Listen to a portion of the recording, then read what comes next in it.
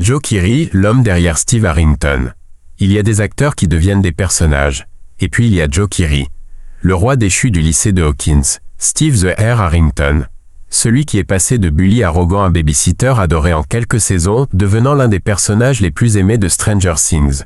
Mais qui est vraiment Joe Keery? Joe s'appelle en réalité Joseph David Keery.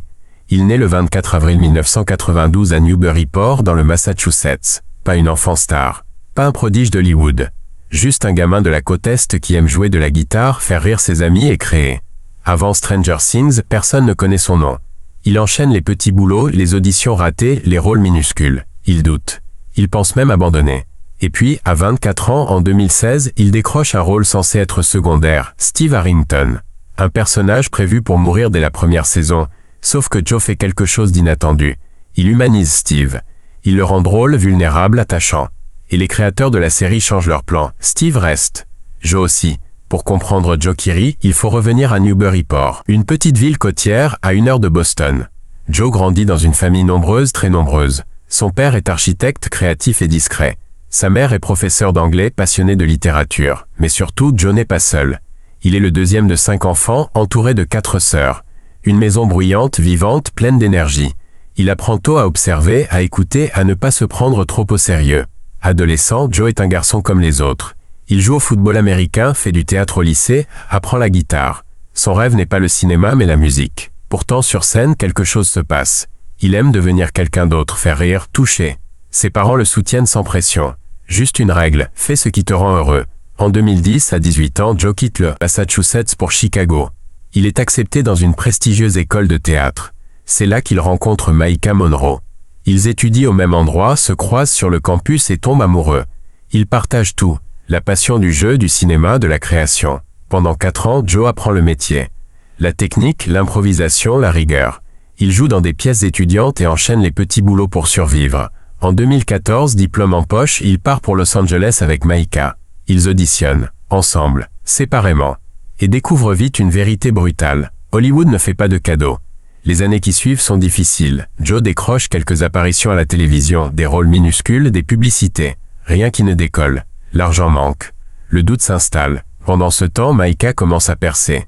Joe est fier d'elle, mais se sent en retard. Il pense rentrer chez lui, changer de vie.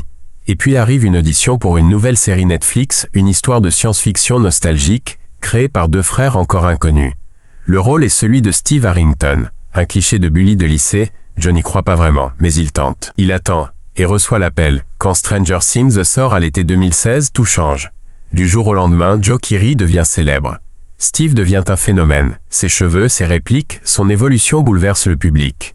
Le personnage survit. Mieux, il devient essentiel. Joe est reconduit saison après saison et s'impose comme l'un des piliers de la série. Malgré le succès, Joe reste le même, discret, réservé.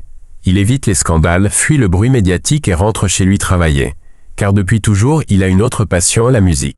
Bien avant Stranger Things, Joe joue dans un groupe psychédélique. Il compose, enregistre chez lui sans ambition commerciale. Puis en 2019, il choisit de continuer seul, sous le nom de DJO.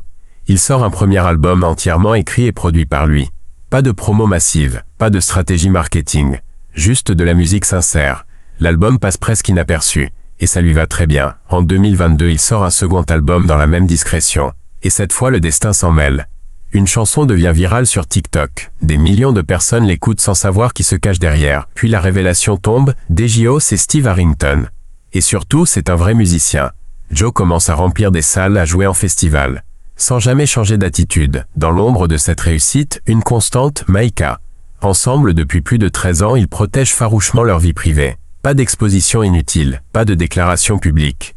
Juste 2 artistes qui avancent côte à côte. Joe continue de tourner, explore des rôles plus sombres, plus complexes, prouvant qu'il est bien plus qu'un personnage iconique. Joe Keery n'est pas une success story classique. Il n'a pas été propulsé enfant sous les projecteurs. Il a douté, il a échoué, il a failli abandonner. Mais il a persisté. Aujourd'hui, il est acteur, musicien, créateur. Toujours fidèle au gamin de Newburyport qui aimait jouer de la guitare et faire rire ses amis. Et peut-être que le vrai succès est là, rester soi-même, malgré la célébrité, la pression et le bruit du monde. Et vous? Connaissiez-vous la carrière musicale de Joe Keery sous le nom de DJO? Quel est votre morceau préféré? Dites-le nous en commentaire. Si cette vidéo vous a plu, n'hésitez pas à aimer, à vous abonner et à partager. Parce que Joe Keery mérite d'être connu pour bien plus que ses cheveux.